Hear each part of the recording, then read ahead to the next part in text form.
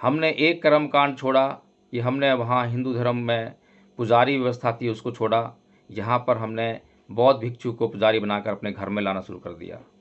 हमने कुछ भी परिवर्तन नहीं किया, उसी मानसिकता में लिपटे हुए हैं। हमने वहाँ आरती भजन कीर्तन करते थे, अब यहाँ पर गा गा कर वंदना करना शुरू कर दिया, कुछ भी परिवर्तन नहीं है।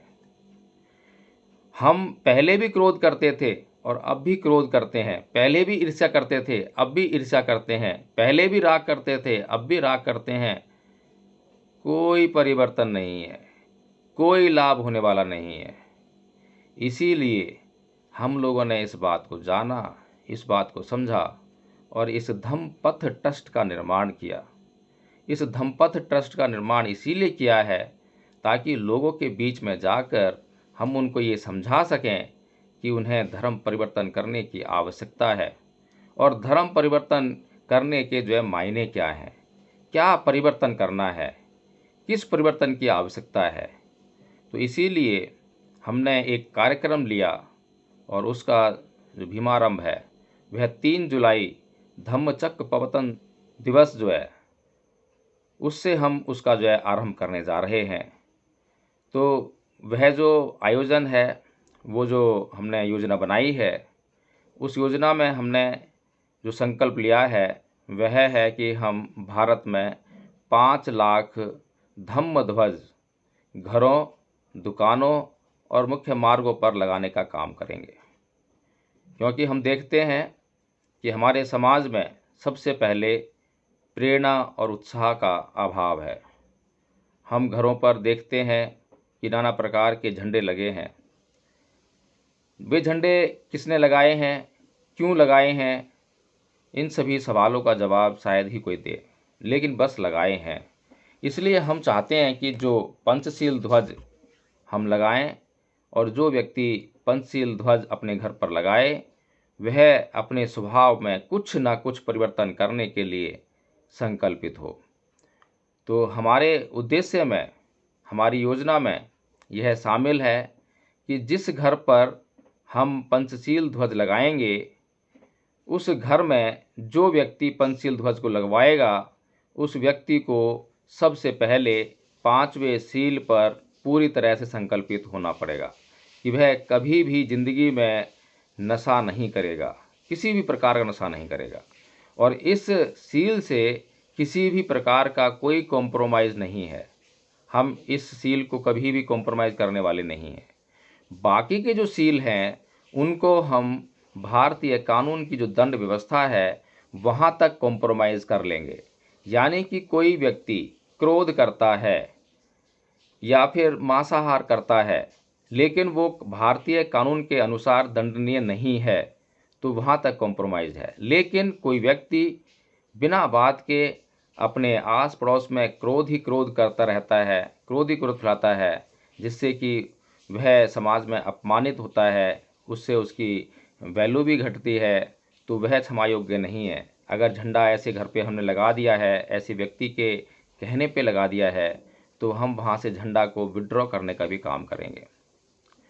इसी प्रकार से दूसरा सील है चोरी का, तो वो भी जो है भारतीय कानून जहाँ तक दंड की व्यवस्था करता है वहाँ तक कॉम्प्रोमाइज़्ड है। क्योंकि सभी के मन में लोभ लालच बसता है, कोई टैक्स की चोरी करता है सरकार से, कोई जो है व्यापार में कुछ 19-20 करता है, तो चोरी का भाव तो जो है, जो चोरी का जो सील है वो तो मन में जैसे ही लोभ आ गया तो वो सील जो है भंग हो गया। लेकिन हम झंडा उसके यहाँ लगा देंगे जो कम से कम जो भारतीय दंड व्यवस्था है उसके अनुसार वह दंडित ना किया जा सके, तब तक हम उसको कॉम्प्रोमाइज़ कर लेंगे। तो कुल मिलाकर यही है कहने का मतलब कि जो अन्य 4 सील हैं वे भारतीय जो दंड व्यवस्था है वहाँ तक जो है कॉम्प्रोमाइज़्ड है, लेकिन 5वां सील बिल्कुल भी कॉम्प्रोमाइज़ करने लायक नहीं है। और 5वें सील के लिए कोई दंड व्यवस्था भी नहीं है भारत की, जो है आईपीसी कुछ नहीं कहती है, लेकिन हम कहेंगे क्योंकि हमें वो बिल्कुल भी मंजूर नहीं है। तो प्रिय धम्म बंधुओं, आज की चर्चा का मुख्य विषय यही था कि धम्मपथ ट्रस्ट जो है बिल्कुल बेसिक तरीके से काम करने का प्रयास कर रहा है।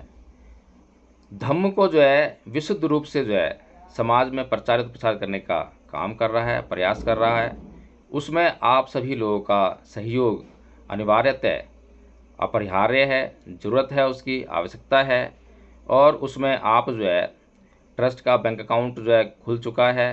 धम्मपथ ट्रस्ट का जो व्हाट्सएप ग्रुप है उसमें लगातार उसको जो है पब्लिश किया जा रहा है। और उसमें 2 तरह से आप सहयोग कर सकते हैं। एक तो आप ट्रस्टी बन के सहयोग कर सकते हैं। ट्रस्टी बनने के लिए आपको जो है मात्र 10,000 रुपये की लाइफ लॉन्ग जो राशि है वो अदा करनी है, सीधे बैंक अकाउंट में ट्रांसफ़र करनी है, उसके बाद सूचना देनी है और आपको रसीद लेनी है। और जो ट्रस्टी बनेंगे उनमें से ही जो बोर्ड ऑफ ट्रस्टीज़ है उनका निर्णय किया जाएगा, उनको बनाया जाएगा, लिया जाएगा। उसके अलावा अगर आप इतनी जो राशि है 10,000 रुपये की उसको देने में असमर्थ हैं तो आप 1,000 रुपया 1 साल का देकर 1,000 रुपया प्रति वर्ष देकर आप ट्रस्ट के साधारण सदस्य भी बन सकते हैं। ट्रस्ट से भविष्य में जो भी लाभ अर्जित होंगे उन सभी में जो ट्रस्टी हैं और जो साधारण सदस्य हैं, जैसा भी लाभ जिसके लिए उपलब्ध होगा वे उसको मिल जाएंगे। उसमें ऐसा कोई भेदभाव नहीं होने वाला है।